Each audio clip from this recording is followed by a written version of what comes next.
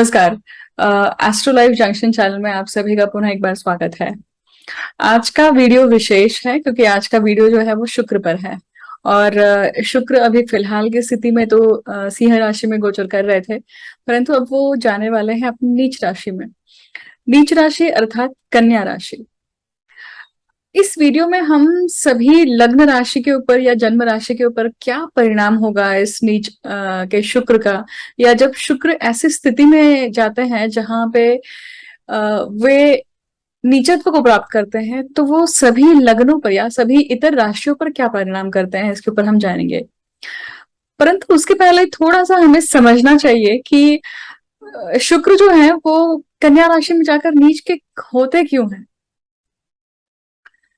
दूसरी बात कि कन्या राशि ही एकमात्र ऐसी राशि है जो कहीं ना कहीं सभी शुक्र ग्रह की दो राशियां हैं, वृषभ राशि और तुला राशि।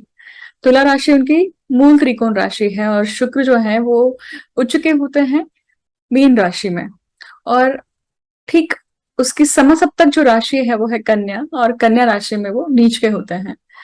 नीच और उच्च ये दोनों शब्द जो हैं ये एक ऐसी पेरिफेरी को दर्शाते हैं जहां पे ग्रह या ग्रह का कारकत्व जो होता है वो अलग ढंग से काम करता है।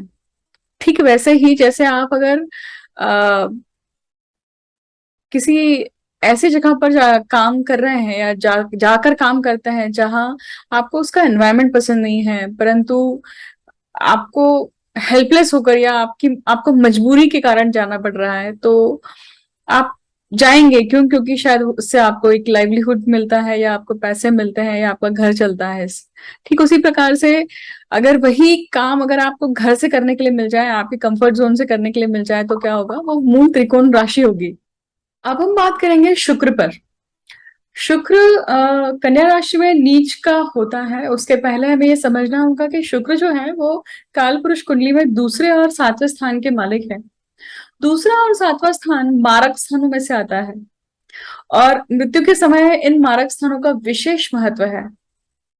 और शुक्र जो है वो अष्टम भाव में शुक्राचार्य के अनुसार संजीवनी विद्या के कारक होते हैं। जिन अगर मान लीजिए शुक्र किसी के आठवें भाव में होते हैं या आठवें से संबंध बनाते हैं, तो वो व्यक्ति जो है वो मृत्यु के बाद भी अपनी लिगेसी छोड़कर जाता है या मृत्यु के पश्चात भी उसका फेम रहता है। मैं क्यों ये सब बातें कर रही हूँ, राइट? ये वीडियो तो शुक्र के नीचत्व का है, तो इन बातों से इसका क्या संबंध है? क्योंकि ये कन्या राशि किसी न किसी के पत्रिका में अष्टम भाव में आएगी, किसी के पत्रिका में 12वें भाव में आएगी, किसी के पत्रिका में दूसरे या किसी की पत्रिका में 7वें भाव में आएगी। तो जब इस तरह का संबंध बनता है या इस तरह की जब घटना घटित होती है, तो इन सब चीजों को एक किक स्टार्ट मिलती है। शुक्राचार्य और शुक्राचार्य आप सभी को पता है कि भृगु ऋषि और इनकी जो माता है वो है ख्याति देवी। भृगु ऋषि के पुत्र शुक्राचार्य ये अपने अपने काल में अपने अपने जीवन काल में एकमेव पुरुष थे जिन्होंने अपने संपूर्ण इंद्रियों को जितेंद्रिय कर लिया था। इसलिए इन्हें जितेंद्रिय भी कहा जाता है।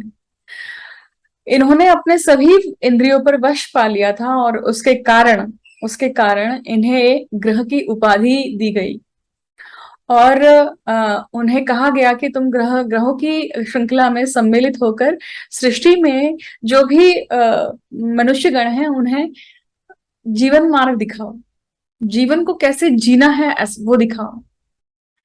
और इसका संबंध दूसरे और सप्तम स्थान से होता है जो कि मारक स्थान है। इसका अर्थ ही होता है कि शुक्र जहां जहां जहां शुक्र ऐश्वर्य, धन, वृद्धि या सभी सुखों का कारक है, कोई भी सुख जब अतिशयोक्ति हो जाती है तो वो अकारक हो जाता है। किसी भी चीज की अतिशयोक्ति अच्छी नहीं है, राइट? और शुक्र किस किस चीजों से संबंध रखते हैं? जैसे मैंने कहा, धन, ऐश्वर्य, सभी प्रकार के भोग हुए, वो चाहे आपके जिह्वा के हुए या फिर आपके शारीरिक भोग क्यों न हुए, सभी प्रकार के भोगों के जो स्वामी है वो है शुक्र। शुक्र शुक्राणु के कारक है। शुक्र आपके वीर्य के कारक हैं। इन सभी चीजों को इन सभी चीजों का कारकत्व जो है वो शुक्र से देखा जाता है। और शुक्र जब नीच राशि में मतलब कन्या राशि में आते हैं, कन्या राशि को वर्जन राशि कहा गया है, कन्या राशि को शुभ राशि कहा गया है, पृथ्वी तत्व की राशि है ये।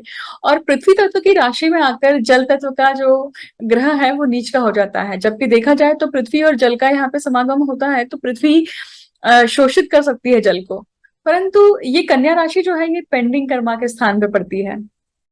और पेंडिंग कर्मा का स्थान मतलब षष्ठ भाव या षष्ठ राशि मतलब कन्या राशि जो है वो क्या है, वो ये दर्शाती है कि कहीं ना कहीं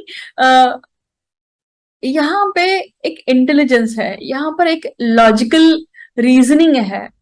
और शुक्र जो है वो जब प्रेम में या किसी चीज को करने के लिए जाते हैं, या जब आप किसी भी चीज में अंदर घुसते हैं, तो आपको पैशन चाहिए। और पैशन के लिए कोई रीजनिंग नहीं होती है, passion is just there, right. तो ऐसे जगह पे जब शुक्र आते हैं तो वो बड़े कैलकुलेटिव फील करने लगते हैं, बड़े वो जो एनर्जी है, शुक्र की जो एनर्जी है, बड़ी कैलकुलेटिव फील करती है, बड़ी मैथमेटिकल गणित लगता है वहां पर। इन शॉर्ट मैं आपको एग्जांपल देती हूँ कि मान लीजिए जब आप किसी से प्रेम करते हैं तो आप कैलकुलेटिव होकर प्रेम नहीं कर सकते हैं, राइट। आप मैं इतना ही प्यार करूंगा, मैं इतने ही प्रेम भाव से आपको रखूंगी वगैरह, ये नहीं होता है, राइट। प्रेम स्पॉन्टेनियस है। लव अफेक्शन, ये जो ये जो भावनाएं हैं ये स्पॉन्टेनियस होती हैं। और इसका कोई मापदंड नहीं होता है, इसका कोई मापतोल नहीं होती है। और कन्या राशि में आने के बाद में बुद्धि और प्रेम, ये जो दोनों का एक जो संगम होता है, वो कहीं ना कहीं प्रेम को दूषित करता है। हालांकि आप देखेंगे कि जब कन्या राशि का शुक्र आता है तो व्यक्ति प्रेम करने में असमर्थ नहीं होता है। प्रेम करना चाहता है या प्रेम भाव से सभी रिलेशनशिप को जीना चाहता है, देना चाहता है, लेना चाहता है, परंतु आप अपनी सोच में इतने ज्यादा गुंथ जाते हैं गुंथ जाते हैं कि आप ये अनुमान नहीं लगा पाते हैं कि आप वर्तमान में नहीं जी पा रहे हैं। उसके कारण आइदर आप फ्यूचर में जी रहे हैं या फिर आप पास्ट में जी रहे हैं। इसलिए कन्या राशि का जो शुक्र होता है रिलेशनशिप के मैटर में बड़ा दुखी रहता है, या रिलेशनशिप में हमेशा कुछ ना कुछ स्ट्रेंजनेस रहती है, एबनॉर्मलिटी रहती है। बहुत बार जब मैं कंसल्टेशन करती हूँ तो देखने में आता है कि व्यक्ति की जो ऐहिक सुखों की जो कल्पना है वो भी बहुत विक्षिप्त होती है।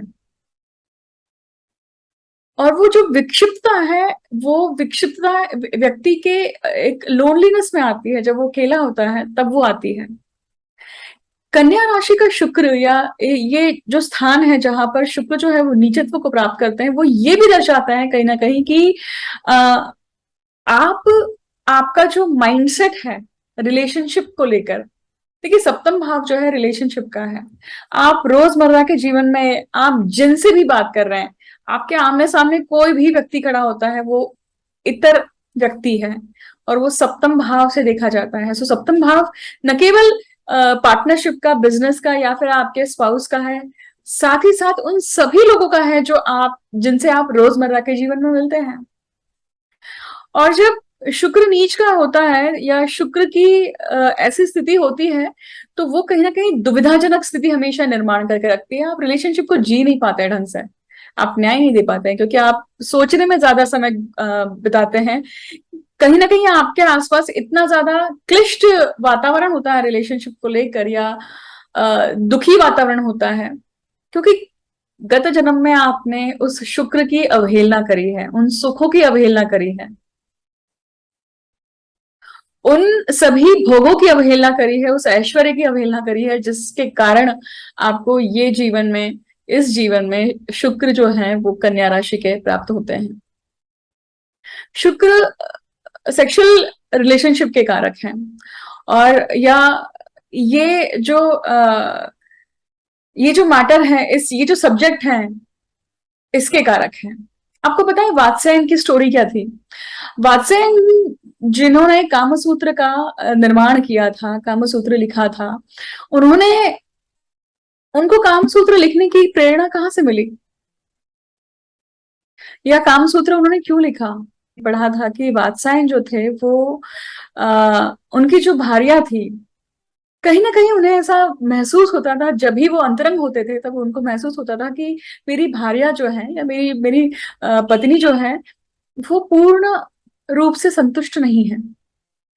और परंतु वो जो भार्या है वो दिखाती है या वो दर्शाती है, उनके साथ में जिस प्रकार से रहती हैं वो दर्शाती है कि वो पूर्ण रूप से संतुष्ट है, जबकि उन्हें अंदर से ये भावना आती थी कि ऐसा नहीं है।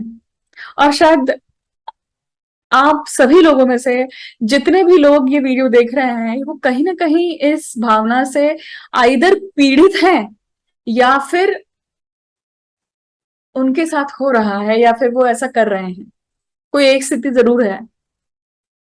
तो वात्सायन ने इस प्रश्न का हल ढूंढने के लिए क्या किया, उन्होंने इस विषय को लेकर इतनी ज्यादा गूढ़ता और इतनी ज्यादा गहनता में चले गए। ऐसी कौन सी क्रिया है जिसके कारण मैं अपने पत्नी को या मैं अपने अपने पत्नी को वो सुख दे सकता हूँ और उसके मुख पर वो संतुष्टि देख सकता हूँ। और उस प्रश्न का हल ढूंढते ढूंढते उन्हें वो प्राप्त तो हुआ ही हुआ, बट उस प्रवास में उन्होंने कामसूत्र की रचना कर दी। और शुक्र इससे गहनता से संबंधित है। तो शुक्र जो आपको भोग या जो आपके सभी प्रकार के सुखों के कारक है, अगर वो नीच होते हैं इसका अर्थ ही होता है कि कहीं ना कहीं सुखों में कमी है, कहीं ना कहीं आप में कमी है, कहीं ना कहीं आपके कर्मों में ऐसी कमी है जिसके कारण, या आप में आपकी सत्यता में कहीं ना कहीं कमी है जिसके कारण आपके इर्द गिर्द या आपके साथ में ऐसी घटना घटित होती है। बहुत बार देखने में आता है कि बहुत ज्यादा थिंकिंग प्रोसेस होने के कारण व्यक्ति जो है इस केस में उसकी मैरिज डिले होती है, उसके रिलेशनशिप डिले होता है। कंसल्टेशन करते वक्त या ज्योतिष परामर्श देते वक्त बहुत बार मैंने ऐसे जातकों की कुंडली पढ़ी है जहां पर उनका उनका एज बार मतलब काफी वय होने के बावजूद भी वे कभी भी रिलेशनशिप में नहीं रहे, और उनके पत्रिका में वो कन्या का शुक्र दिखाई देता है। आ- आज का मुद्दा जो है देखिए गोचर का है, परंतु आज अगर कोई बालक मतलब इस योग में इस टाइम पीरियड में मतलब 24 सितंबर से लेकर 18 अक्टूबर तक अगर कोई बालक यहाँ पे जन्म लेता है तो क्या होगा, वो इस योगों को मतलब इस श्राप को लेकर जन्म लेता है। और इस श्राप को की पूर्ति करने के लिए उसे क्या करना चाहिए। बचपन में तो आप कुछ नहीं कर सकते हैं, परंतु आप जैसे ही आगे चलते हैं, जैसे ही आप बड़े होते हैं, आप प्रौढ़ावस्था को नहीं परंतु आप 16 के आगे या 25 के आगे जब आपकी एज होती है तो कहीं ना कहीं आपको इसके ऊपर काम करना शुरू करना चाहिए ताकि आपके जीवन में सुख और समृद्धि रहे। अगर आपकी पत्रिका में ये योग है तो मैं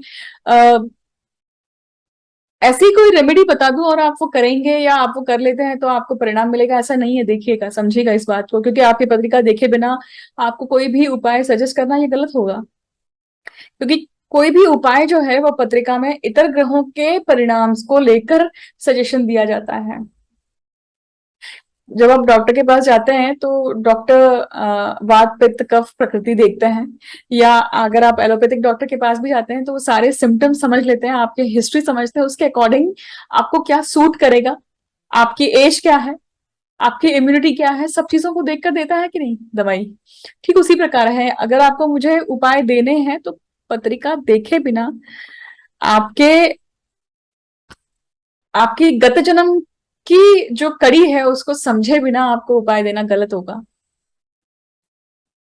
मैं और 10 मिनट इस विषय पे बात कर सकती हूँ, परंतु ये वीडियो मैं भटकाना नहीं चाहती हूँ और मैं पुनः आपको उसी विषय पे लेके आती हूँ कि नीच का शुक्र जो है वो कहीं ना कहीं आपको एक क्लिष्टता देता है मन में,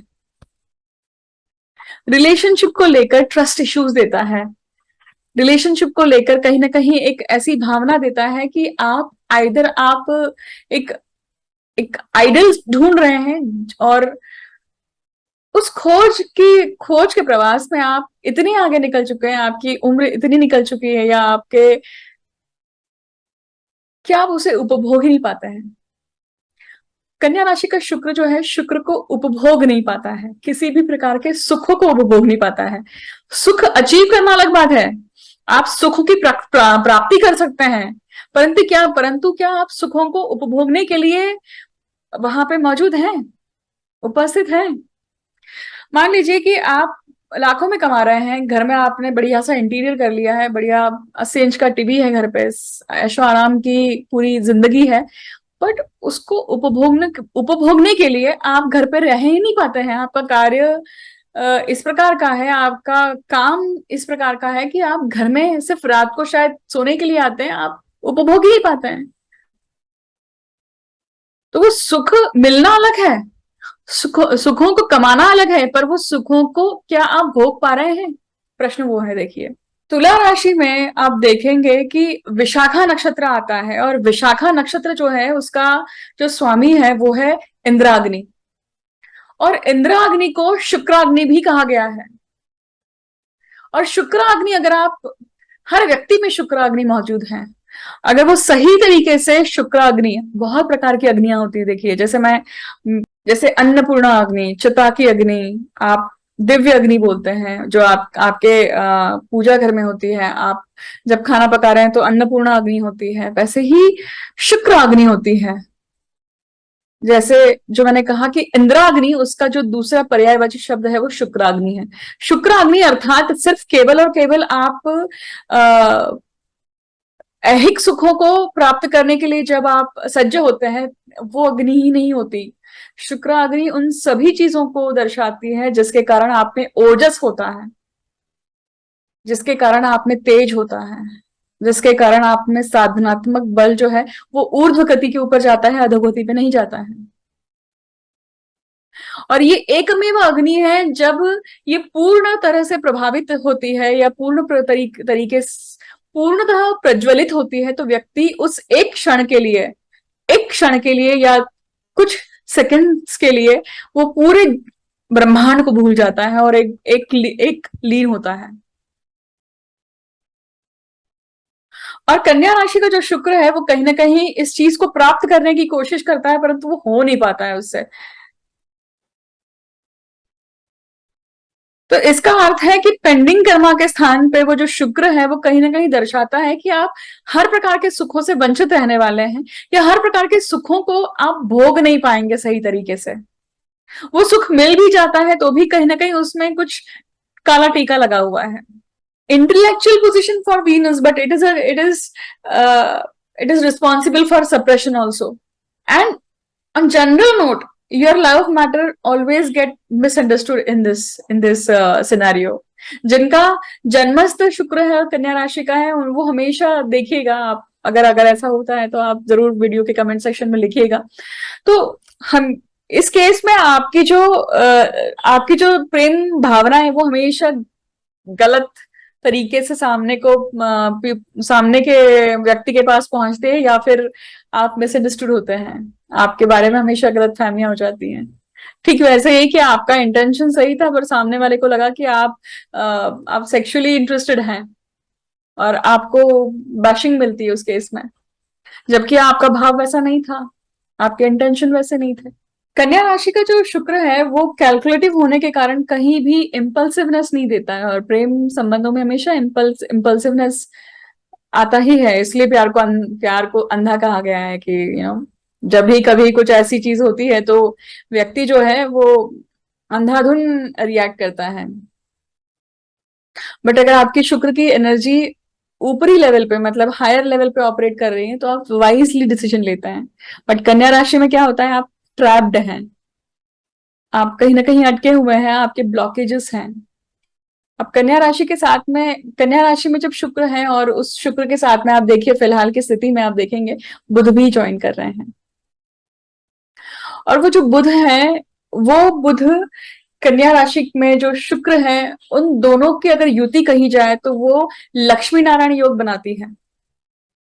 और लक्ष्मी नारायण योग ये प्रॉस्पेरिटी के लिए बहुत अच्छा होता है। आप देखेंगे कि शुक्र एक्चुअली कुछ लग्नों के लिए ये जब, जैसे अब मेष लग्न की बात कर रहे हैं, तो यहाँ पे ये शुक्र जो है वो कहीं ना कहीं इनके छठवें भाव में है, और छठवें भाव में होने के कारण ये अर्ध त्रिकोण में है, और एक अर्थ त्रिकोण के स्वामी होकर दूसरे अर्थ त्रिकोण में ये हैं। और आप देखेंगे कि ये कहीं ना कहीं पैसों को प्राप्त करने के लिए, मतलब अर्थार्जन के लिए बहुत अच्छा योग है, क्योंकि लक्ष्मी नारायण योग है, पर परंतु वो पेंडिंग कर्मा में बैठा हुआ है। कुछ ना कुछ पेंडिंग कर्मा पूरा किए बिना आपको वो लक्ष्मी प्राप्त नहीं होने वाली, क्योंकि छठवां भाव रोग ऋण रिपुओं का भी है, और दो मारक भावों के स्वामी होने के कारण ये जब पेंडिंग कर्मा में आते हैं तो आपसे अपेक्षा करते हैं कि आपके सामने ऐसे कोई इंसिडेंट्स आएंगे, ये एक महीना इस प्रकार से कुछ गुजरेगा कि कहीं ना कहीं आपके संबंधों में खटास आना, या फिर संबंधों को लेकर कहीं ना कहीं प्रॉब्लम होना, संबंधों के कारण कोई बनती हुई बात बिगड़ रही है, संबंधों के कारण संकोच है, संबंधों के कारण आप उस चीज को प्राप्त नहीं कर पा रहे हैं जिस चीज को आप एक स्ट्रेंजर से आप आराम से एक्सपेक्ट कर सकते हैं। आप अगर दुकान पे जा रहे हैं, कोई सी भी दुकान पे जा रहे हैं और सामान खरीद रहे हैं, वो सामने वाला व्यक्ति आपसे सिर्फ और सिर्फ उस आइटम्स की प्राइस मांगता है और कुछ भी नहीं। आपका संबंध सिर्फ उतना ही है उससे, आपने सामान खरीदा और सामान के पैसे दिए, संबंध खत्म। तो वहां पे आसानी है किसी चीज को करने की, परंतु जब संबंधों में अर्थार्जन या इन सब चीजों के मैटर आते हैं तो कहीं ना कहीं संकोच होता है और इसकी संभावना दिखाई देती है। वृषभ लग्न के लिए देखेंगे आपकी वृषभ लग्न के स्वामी ही कौन है? शुक्र है। और ये शुक्र जो है वो बुध के साथ बैठे हुए हैं और सूर्य भी है। ये तीनों ग्रहों की युति चलने वाली है यहाँ पर। सूर्य कुछ समय के बाद में अपनी नीच राशि में प्रवेश करने वाले हैं, जिसके ऊपर मैं जरूर जल्द ही बात करूंगी। परंतु आप देखेंगे कि यहाँ पे त्रिकोण में काफी सारे ग्रह आ गए हैं वृषभ लग्न के लिए। मतलब मंगल आपके लगन भाव में बैठे हुए हैं, शनि आपके भाग्य भाव में बैठे हुए हैं, और बुध जो है वो आपके पंचम भाव में बैठे हुए हैं। तो ये जो स्थिति है, ये स्थिति कहीं ना कहीं दर्शाती है कि शुक्र पंचम भाव में जब आते हैं तो अब पंचम भाव आपके संतति का है, आपके प्रेम संबंधों का है। अब देखिए दशा कौन सी चल रही है, देखिएगा शुक्र की दशा चल रही है, बुध की दशा चल रही है, तो अच्छा है। ये कहीं ना कहीं आप की जो लव अफेयर या प्रेम संबंधों में जो भी प्रॉब्लम है उसको आप एड्रेस कर सकते हैं। परंतु अगर ऐसा नहीं है तो क्या होगा, कहीं ना कहीं आपसे कुछ गलती होने की संभावना है। जो गलती आपने गत जन्म में करी होगी वही गलती आपसे इस जन्म में भी होने की संभावना है। क्यों? क्योंकि व्यय स्थान में राहु है। क्योंकि व्यय स्थान का जो राहु है वो दर्शाता है कि शैया सुख के स्थान पर राहु जैसा ग्रह, और राहु क्या है? भोग है। राहु क्या है? माया है। राहु अपने ऑब्जेक्टिव को पूरा करने के लिए बाय हुक बाय क्रुक काम करते हैं, उनका उतना ही हेतु है, और उसके कारण उनको अमृत की प्राप्ति भी कुछ ही बूंदी क्यों ना हो पर मिली तो है ना। पर वही पंचम भाव से वो अष्टम में है, मतलब व्यय भाव में है, और जो संबंध बनता है कहीं ना कहीं वो संबंध गलत संबंध दिखाता है, जिसके कारण कंसेप्शन होकर आप एबॉर्शन की तरफ जाते हैं, जो कि नहीं होना चाहिए। क्योंकि कन्या राशि का शुक्र जो है वो नीचत्व को दिखाता है यहाँ पे, और वो गलती आपसे हो सकती है, इसका इसका आप पूरा ख्याल रखिए कि ये चीज ना हो। यही एक बात कहीं ना कहीं आपके आंखों को भी आंखों की रोशनी को लेकर, या आपके आंखों के मैटर को लेकर, मतलब आंखों से संबंधित कुछ ना कुछ आपको बीमारी दे सकती है, जिसके लिए आप हमेशा तत्पर रहें कि जल्दी से प्रिकॉशन लेकर उसके ऊपर एक्ट कर सकें।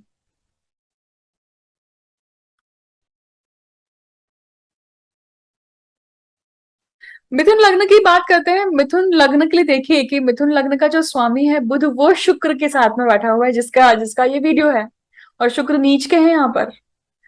अब दो केंद्र भावों के स्वामी होकर बुध, जो कि वक्री चल रहे हैं, 10 सितंबर से वक्री हो रहे हैं, और ये शुक्र के साथ में अपनी नीच ग्रह के साथ में युति बनाते हैं। देखिए यहाँ पे नीच ग्रह उच्च ग्रह दोनों हैं, मतलब बुध यहाँ पे उच्च हो रहा है और शुक्र जो यहाँ पे नीच हो रहा है, तो ये नीच भंग भी होता है कहीं ना कहीं, परंतु फिर भी चौथे भाव में ये चीज होने के कारण कहीं ना कहीं आप अपने माता का ध्यान रखिए, माता से संबंधों का ध्यान रखिए।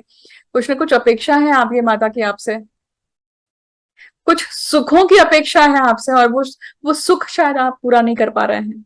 उसको पूरा करने के लिए जो भी करना चाहिए या जो भी मेजर्स लेने चाहिए, वो हो सकता है घर हो, वो हो सकता है कि वास्तु हो, वो हो सकता है कि उनकी कोई सोने की चूड़ियों की बात हो या कोई ज्वेलरी की बात हो,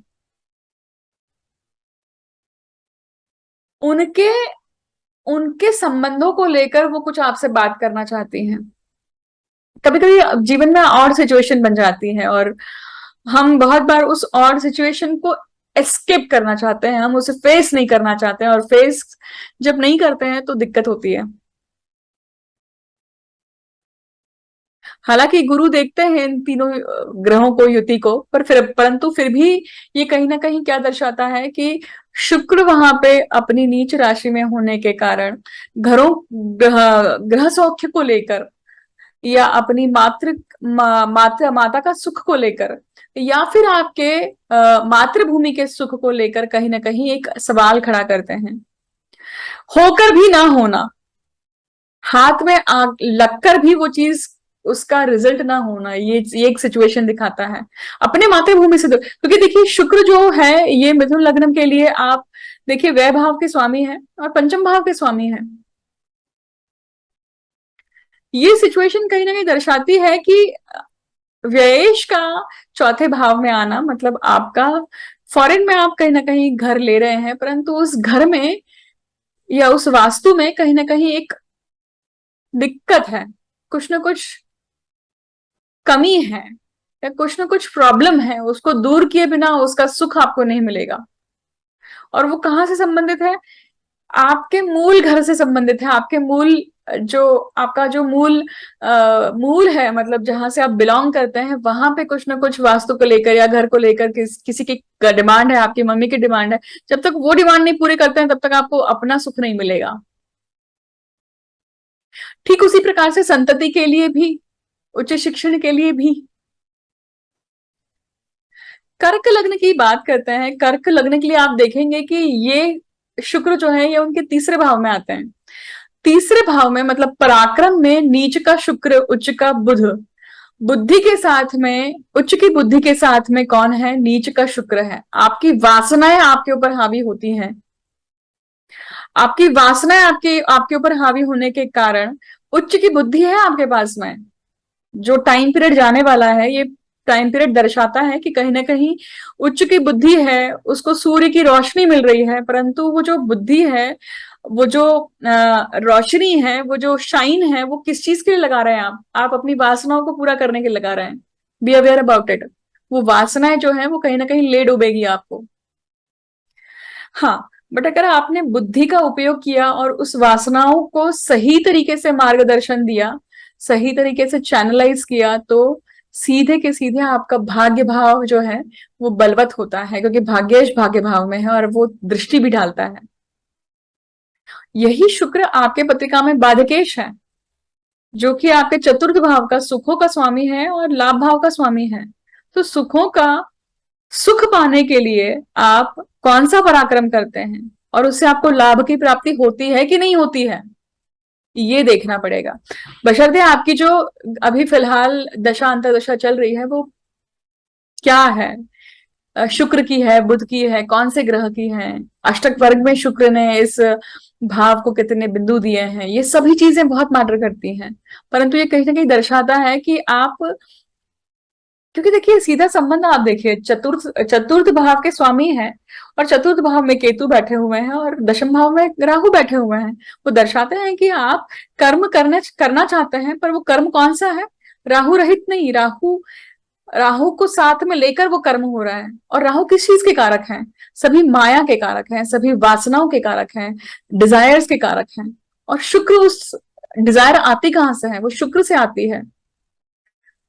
तो ये योग जो है कहीं ना कहीं आपको, जब तक शुक्र राहु का दशम भाव में आपके एक पोजीशन बनी हुई है, तब तक ये कहीं ना कहीं सिचुएशन आपके साथ में बनी ही रहेगी। परंतु ये लक्ष्मी नारायण योग जो है ये काफी कुछ देकर जा सकता है आपको। उपचय भाव में है क्योंकि ये काम त्रिकोण में है, इसका सदुपयोग करिए। कोई भी डिसीजन लेने के पहले जरा थोड़ा सा सोचिए, थोड़ा सा एक कोशिश करिए कि आप ओवरनाइट थिंकिंग कर रहे हैं, उसके बाद में वो डिसीजन करते हैं। सिंह लग्न की बात करते हैं। सिंह लग्न का स्वामी सूर्य खुद कहाँ है, बुध के साथ में है, और शुक्र जो कि नीच राशि का है उसके साथ में है।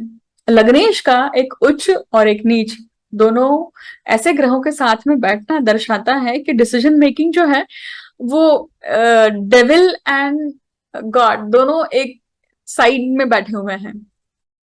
मतलब दुधारी तलवार चल रही है, या डुअल माइंडसेट भी चल रहा है, और कन्या राशि जो है वो डुअल साइन भी है। तो कहीं ना कहीं टाइम दीजिए हर चीज के डिसीजन मेकिंग को। दूसरा भाव मारक भाव है, और वो मारक भाव है, और तृतीय भाव का स्वामी होकर अपने भाव से कहाँ है, व्यय भाव में बैठा हुआ है। तो एक मारक भाव का स्वामी जो कि उच्च होकर बैठा हुआ है, परंतु वो पराक्रम का स्वामी है। तो दर्शाता है कि पराक्रम और दशम, मतलब आपके करियर का स्वामी और आपके पराक्रम का स्वामी जो है वो दूसरे भाव में पैसों के लिए अच्छा है, फाइनेंस मैटर के लिए आपके लिए अच्छा है, क्योंकि ये नीच भंग होता है यहाँ पर, क्योंकि उच्च उच्च का बुध भी वहां पे बैठा हुआ है। परंतु रिलेशनशिप का क्या, सुखों का क्या, इसके लिए आपको काफी कुछ अवेयर होकर कोई ना कोई डिसीजन मेकिंग करनी पड़ेगी, अदरवाइज ये डिफिकल्ट रहेगा आपके लिए। कन्या लग्न की बात करते हैं। कन्या लग्न में ही शुक्र चल रहे हैं, और शुक्र जो है कन्या राशि में नीच के होकर, जो वीडियो है आज का, पर कन्या राशि का बुध, मतलब उच्च का बुध और नीच का शुक्र, ये दोनों स्थितियां आपके लग्न में बनी हुई हैं। तो बुद्धि उच्च की होकर भी कहीं ना कहीं वासनाओं को कंट्रोल नहीं कर पा रही है, क्योंकि आप देखेंगे कि वो जो राहु है वो आपके 8वें भाव में बैठा हुआ है, तो वो दर्शाता है कहीं ना कहीं, वो बताता है कि ये जो सिचुएशन है आपको इंटरनली सोचना है कि ये जो शुक्र जो आपके भाग्य को चमका सकता है, भाग्य दे सकता है, और आपके दूसरे मतलब कुटुंब भाव का स्वामी है, तो ये भाग्य और कुटुंब दोनों को लेकर आपके लगन भाव पर बैठा हुआ है। तो आपकी बुद्धि जो है वो कहीं ना कहीं, आप अपने घर वालों के लिए सोच रहे हैं, आप अपने माता पिता के लिए सोच रहे हैं, उनके हित के लिए सोच रहे हैं, उनकी हेल्थ की इश्यूज को लेकर सोच रहे हैं, उनको टाइम दे रहे हैं आप। परंतु ये सिचुएशन कहीं ना कहीं आपके शुक्र, मतलब आपके पत्नी के साथ में, पति के साथ में सिचुएशन थोड़ी सी खराब करता है, मिसअंडरस्टैंडिंग हो सकती है। उसके कारण आप तैयारी रखिए कि कहीं ना कहीं बैलेंस साधना बहुत जरूरी है। अगर एक को खुश कर रहे हैं तो दूसरा नाराज होगा, और दूसरे को ना खुश कर रहे हैं तो पहला दुखी हो सकता है। परंतु फिर इसका बैलेंस कैसे, संतुलन कैसे साधा जाए, वही चीज आपको ढूंढ के निकालनी है यहाँ पर। वही आपका द्वंद्व है पूरा समय जो है, क्योंकि कुटुंब और भाग्य भाव देखेंगे आप, पंचम भाव और भाग्य भाव ये पितरों को दर्शाता है, उन सभी चीजों को दर्शाता है जो आप जन्मस्थ लेकर आते हैं, इनको आप बदल नहीं सकते हैं। हाँ, हम हमारे माता पिता को नहीं बदल सकते हैं, हम हमारे रिलीजन को नहीं बदल सकते हैं, हम हमारे नाम को नहीं बदल सकते हैं। तो ये हमें विरासत में मिलता है, और ये समय है उस विरासत का, या उन उन चीजों को देने का समय है ये। तो right now you are suppose to do things for them, परंतु संतुलन साध के। तुला लग्न की बात करते हैं। तुला लग्न जो है, आप देखेंगे कि तुला लग्न का स्वामी ही शुक्र, जो कि अभी नीच का होकर व्यय भाव में बैठा हुआ है। आपकी जो वासनाएं हैं, आपकी जो इच्छाएं हैं, आकांक्षाएं हैं, आपके शैया सुख को लेकर जो आपकी थॉट प्रोसेस है, वो भी नीचत्व को प्राप्त कर रही हैं। आपके रिलेशनशिप के मैटर में कहीं ना कहीं दिक्कतें हैं। वहां पे उच्च की बुद्धि और नीच का शुक्र, नीच भंग जरूर होता है, परंतु सूर्य भी है, तो अभी एक एक दूरी है, एक ईगो है, एक बातचीत में कहीं ना कहीं खिंचाव है या तनाव है आपके और आपके स्पाउस के बीच में या आपके रिलेशनशिप्स में, एड्रेस इट। ये होने ही वाला है, क्योंकि नीच का शुक्र जब तक वहां पर रहने वाला है, शुक्र रिलेशनशिप का फाइन डिटेलिंग का भी कारक है, सभी सुखों का कारक है। तो वो जब तक आप देना नहीं समझेंगे कि ओके यहाँ पे मुझे सिर्फ लेना नहीं है, सिर्फ मुझे अपने सुख के बारे में नहीं सोचना है, सामने वाले के सुख के बारे में भी सोचना है। देने में बहुत सुख है, कोशिश करके देखिए। क्योंकि यही जो शुक्र है, ये आपके अष्टम भाव के भी स्वामी है, लग्न के साथ साथ। और ये दर्शाता है कि लग्नेश और अष्टमेश का व्यय भाव में होना, ये कहीं ना कहीं फॉरेन जाने के योग तो बनाता ही है, या फॉरेन में सेटल होने के योग भी बनाता है। बट अगर हम इंटरनल जर्नी की बात करें तो कहीं ना कहीं दर्शा रहा है कि आप इन सब चीजों को लेकर, इन सब थॉट्स को लेकर, मतलब शैया सुख हुआ आपका, आपका क्योंकि वो बुध कौन है, आपके भाग्य भाव का स्वामी है, आपके पिता को लेकर। वो सूर्य कौन है, लाभ को लेकर। लाभ, भाग्य, पिता, इन सबको लेकर कहीं ना कहीं आपके दिमाग में जो जो बातें चल रही हैं, आप खुद के सुखों को लेकर जो जो बातें चल रही हैं, आपको सेल्फिश नहीं होना है वहां पर, वहां पे देना है। जब भी कोई ग्रह छठवें, आठवें और 12वें भाव में आते हैं, आपसे लेने के लिए आए हैं।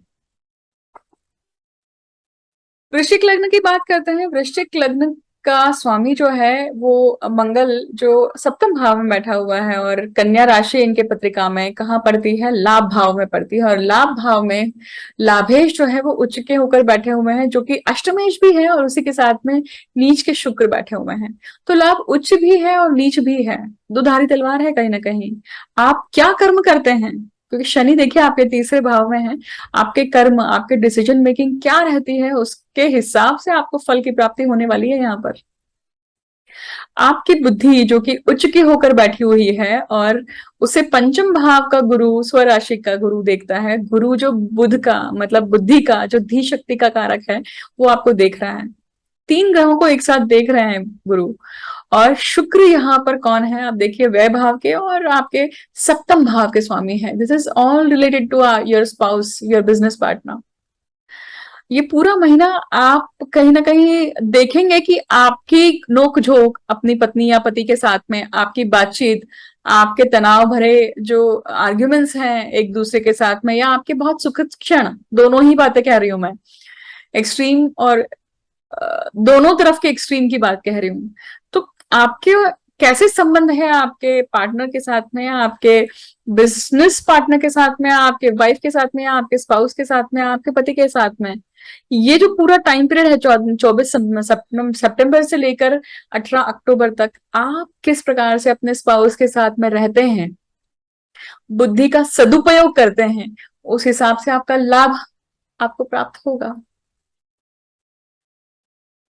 क्योंकि वहां पे सूर्य भी है, और जब तक सूर्य रहेंगे तब तक तो आप कहीं ना कहीं प्रकाश डाल पा रहे हैं उस मैटर पे। बट यहाँ पे आप देखिए, सूर्य भी अपनी नीच राशि की तरफ बढ़ रहे हैं आगे। और एक्चुअली 17 सितंबर के बाद में सूर्य नीच के हो जाएंगे। तो दो ग्रह नीच के रहते हैं जब तक शुक्र का गोचर चल रहा है, तो सूर्य भी नीच के हो रहे हैं। तो जब ये सारी सिचुएशन कहीं ना कहीं हेल्थ को लेकर थोड़ा सा चिंतित करती है, आपके मदर के हेल्थ को लेकर, आपके हेल्थ को लेकर, कहीं ना कहीं आपके पति के साथ में आप कहीं ना कहीं एक सेपरेशन भी पाएंगे, कि ये टाइम पीरियड जो है कहीं ना कहीं आप अपने स्पाउस के साथ में सेपरेट रह रहे हैं, आपका स्पाउस कहीं ना कहीं जर्नी पे जा रहा है, ट्रैवलिंग पे जा रहे हैं, ये संभावनाएं भी बनती है। धनु लग्न की बात करते हैं। धनु लग्न का जो स्वामी है गुरु, वो चतुर्थ भाव में बैठा हुआ है, सीधी दृष्टि डालता है इस नीच राशि के शुक्र पर और उच्च के बुध पर। लक्ष्मी नारायण योग आपके दशम भाव में बना हुआ है। ये बहुत अच्छी सिचुएशन है, अच्छी सिचुएशन है, परंतु वो नीच का लक्ष्मी नारायण योग है। पर उच्च का लक्ष्मी, उच्च के नारायण है और नीच की लक्ष्मी है। आपकी बुद्धि किस प्रकार से कार्य करती है, पैसा प्राप्त करने के लिए, लक्ष्मी प्राप्त करने के लिए, आपकी बुद्धि अगर नीच रूप से कार्य करेगी तो वो टिकेगी नहीं। लक्ष्मी चंचला है, वो कहीं भी पैसा अपना नाम लेकर आता है, कहाँ खर्च होना है। और ये शुक्र जो है आपकी पत्रिका में पेंडिंग कर्मा के स्वामी है और आपके लाभ के स्वामी है। तो पेंडिंग कर्म आप जब तक पूर्ण नहीं करते हैं, क्योंकि कर्म भाव में शुक्र है और वो भी नीच के हैं, वो दर्शाते हैं कि किसी स्त्री को देना लगता है आपका, किसी स्त्री के कारण आपके जीवन में कहीं ना कहीं अड़चने हैं, प्रॉब्लम है, अभागे हैं कहीं ना कहीं। और जब तक आप उस चीज को पूरा नहीं करते हैं तब तक आपका लाभ भाव आपको साथ नहीं देगा। सोचिए, विचार करिए कि ऐसी कौन सी घटना रही है पिछले 25 सालों में जिसके कारण ये जो कर्म भाव का शुक्र है जो कि नीच होकर बैठा हुआ है, पर बुद्धि दी है यहाँ पर आपको सोचने के लिए। सोचिए, डिटेल में जाके सोचिए, पीछे जाके सोचिए कि ऐसा कुछ काम हुआ था, ऐसा कोई कार्य हुआ था, अपने आपकी तरफ से ऐसी कोई घटना घटित हुई जिसके कारण आपने किसी स्त्री का अपमान किया हो, या किसी के पैसे देने लगते हैं, स्त्री के हो सकता है खास करके। तो अगर ऐसा कुछ है तो पेंडिंग कर्म पूरा करिए, ताकि आपको लाभ की, मतलब तुला राशि के स्वामी जो शुक्र है वो आपको ब्लेसिंग दे सकते हैं और आपको यहाँ पे सुखों की प्राप्ति हो सकती है। मकर की बात करते हैं। मकर लग्न के लिए देखिए, तुला राशि और वृषभ राशि पंचम और दशम की स्वामी है शुक्र है, जो कि भाग्य भाव में जाकर नीच के हो रहे हैं। अब कर्म भी नीच का हो रहा है और पंचम भाव मतलब बुद्ध भी नीच की हो रही है, बुद्धि।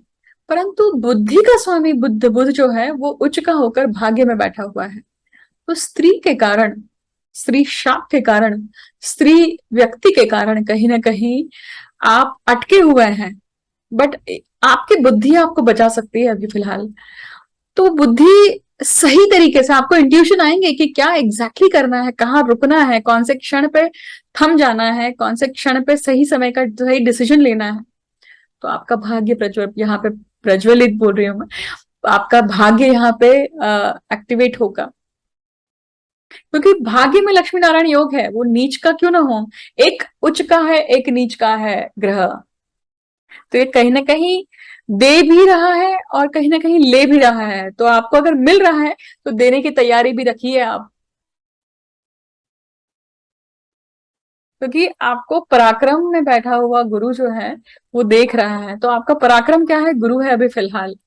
और पराक्रम जो गुरु है वो कहीं ना कहीं दर्शाता है कि गुरु के समान आपको पराक्रम करना है, बुद्धि से काम लेना है, आपको विजडम से काम लेना है, अनुभवों के ऊपर बेस्ड होकर आपको पराक्रम करना है। तब आपका भाग्य